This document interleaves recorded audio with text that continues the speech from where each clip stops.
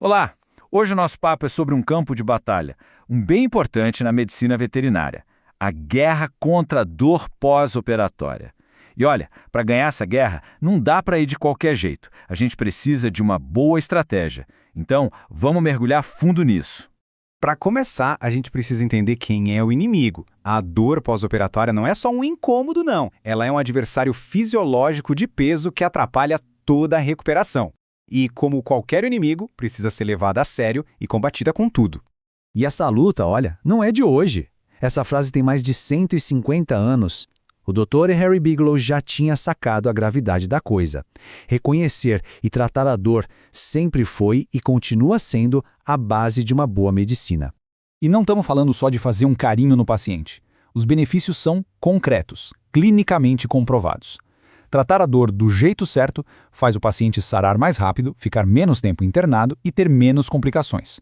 Resumindo, um bom controle da dor é, simplesmente, uma boa medicina. Ok, a gente já sabe por que lutar contra a dor. A pergunta agora é como? A abordagem moderna não é sobre achar uma bala de prata mágica. É sobre uma estratégia bem pensada, um ataque por vários lados. Vamos ver então como se vence essa batalha. A base de toda a nossa estratégia se chama analgesia multimodal. E a palavra mais importante aqui é exponencial. A gente não está só somando o efeito de um remédio mais o outro. A gente está, na verdade, multiplicando a força deles porque estamos atacando as vias da dor por vários caminhos diferentes ao mesmo tempo. É muito mais poderoso. E aí vem a nossa segunda tática, que é genial, a analgesia preemptiva.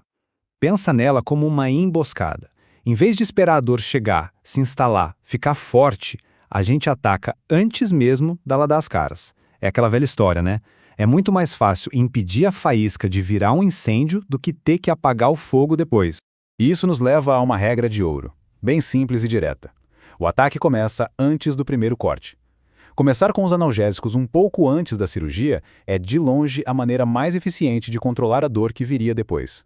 Agora que a estratégia está clara, vamos dar uma olhada no nosso arsenal. Vamos começar com as duas classes de medicamentos que formam a nossa linha de frente, aquelas que vão com tudo para cima da dor aguda. Primeiro, os anestésicos locais. Eles são únicos. São as únicas armas que conseguem de fato criar uma barreira total. Eles impedem que o sinal de dor seja sequer gerado lá na origem. É como cortar o fio do telefone do inimigo antes que ele consiga pedir reforços. E o legal é que eles são super versáteis. A gente pode adaptar a tática para cada situação.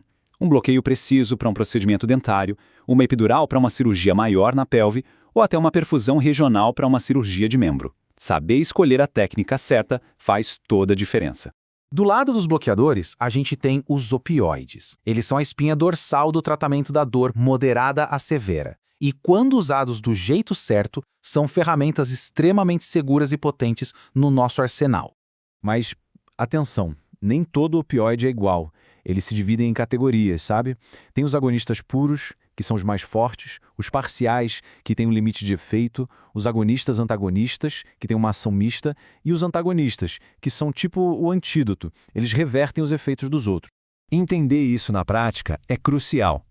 A buprenorfina, por exemplo, que é uma agonista parcial, tem o que a gente chama de efeito teto. O que isso quer dizer? Que a partir de uma certa dose, não adianta dar mais remédio porque o efeito analgésico não vai aumentar.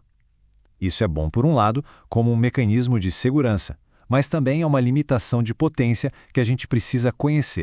Nenhuma batalha se vence só com a linha de frente, certo? A gente precisa de reforços, de um apoio estratégico. E é aí que entram os anti-inflamatórios não esteroidais, os AINES, e outros agentes que dão aquele suporte essencial.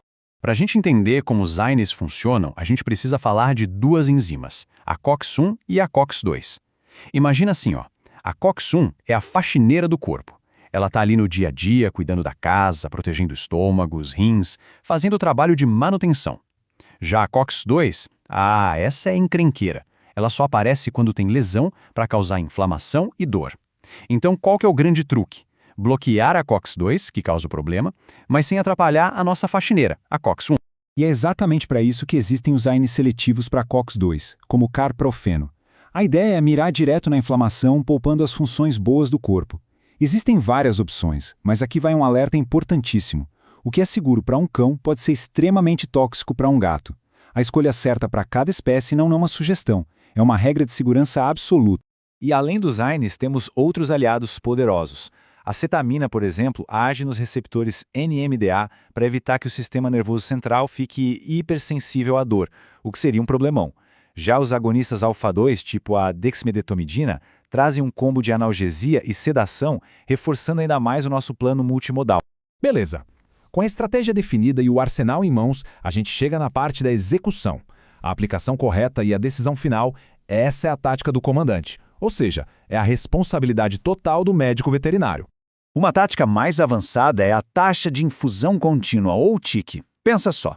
Em vez de dar injeções de tempos em tempos, que criam altos e baixos no alívio da dor, a TIC mantém um nível constante e estável do analgésico no sangue.